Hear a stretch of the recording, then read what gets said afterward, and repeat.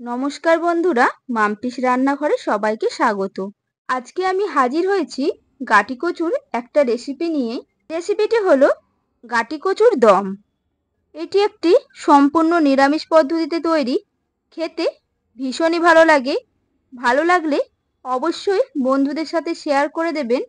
এই রান্নাটি করতে বেশি সময় লাগে না, খুবই কম সময়ের মধ্যে আর খুবই কম মশলায় আপনারা বাড়িতে খুবই তাড়াতাড়ি বানিয়ে ফেলতে পারবেন।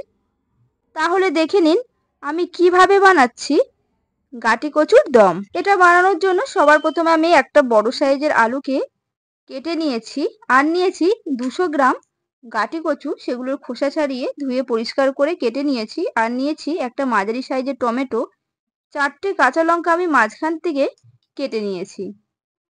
একটা কড়াই খুব ভালোভাবে গরম করে নিয়ে এর মধ্যে দিয়ে দিলাম সর্ষের তেল। গরম হলে এর মধ্যে দিয়ে দিলাম বড় চামচের 1 চামচ গোটা জিরে বা সাদা জিরে। গোটা জিরেটাকে ভালোভাবে ভেজে নেওয়ার পর এটাকে আমি প্লেটের মধ্যে তুলে নিলাম। এরপর এটাকে আমি বেটে নেব।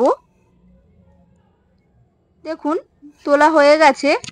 ওই একই তেলের মধ্যে দিয়ে দিলাম 1/2 চামচ রাঁধুনি, আর একটা শুকনো লঙ্কা মাঝখান থেকে ভেঙে আমি দিয়ে দিয়েছি। ফোড়নটাকে নাড়াচাড়া করব প্রায় 30 থেকে 40 সেকেন্ড। এরপর এর মধ্যে দিয়ে দিলাম কেটে রাখা আলু আর কচু, দিয়ে দিলাম 1 চামচ নুন। এরপর কচু আর আলুটাকে খুব ভালোভাবে ভেজে নেব। দেখুন আলু আর কচুটাকে আমি খুব ভালোভাবে লাল লাল করে ভেজে নিয়েছি। এরপর আমি এর মধ্যে দিয়ে দেব 5টা চেরা কাঁচা লঙ্কা, কুচিয়ে রাখা টমেটো, আবারও দিয়ে দিলাম 1/2 চামচ নুন। 2 মিনিট ভেজে নেওয়ার পর আমি এর মধ্যে দিয়ে দিলাম 1 চামচ হলুদ গুঁড়ো, 1 চামচ কাশ্মীরি লাল লঙ্কার গুঁড়ো। আর এগুলোকে ভাজতে থাকবো যতক্ষণ না টমেটোটা খুব ভালোভাবে গলে যাচ্ছে। দেখুন ভাজতে ভাজতে টমেটোটা খুব সুন্দরভাবে গলে গেছে। এইভাবে 2 মিনিট ভেজে নেওয়ার পর দিয়ে দিলাম পরিমাণ মতো জল।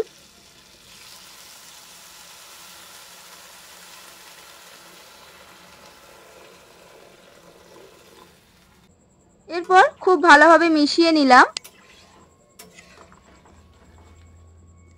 মেশানো হয়ে গেছে, এবার ঢাকা দিয়ে দিলাম 8 থেকে 10 মিনিটের জন্য মিডিয়াম আছে।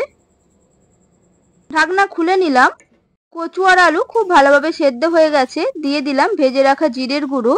খুব ভালোভাবে মিশিয়ে নিয়ে গ্যাসটা বন্ধ করে দিয়ে আমি ঢাকা দিয়ে দিলাম প্রায় 5 মিনিটের জন্য। 5 মিনিট পর ঢাকনা খুলে নিলাম।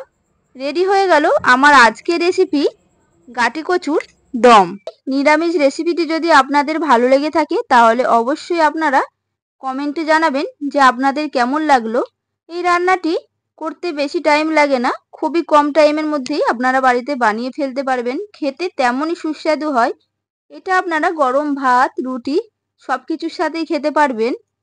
আমার এই রেসিপিটি আপনাদের ভালো লেগে থাকলে অবশ্যই একটা লাইক করে দেবেন, বন্ধুদের সাথে শেয়ার করে দেবেন, আর নতুন বন্ধু হয়ে থাকলে আমার চ্যানেলটিকে সাবস্ক্রাইব করে দেবেন বেল আইকন সমেত। তাহলে আমি যখনই কোনো নিত্য নতুন রান্নার ভিডিও আপলোড করব সবার প্রথমে আপনাদের ফোনে নোটিফিকেশন চলে যাবে। সুস্থ থাকবেন, ভালো থাকবেন, ধন্যবাদ।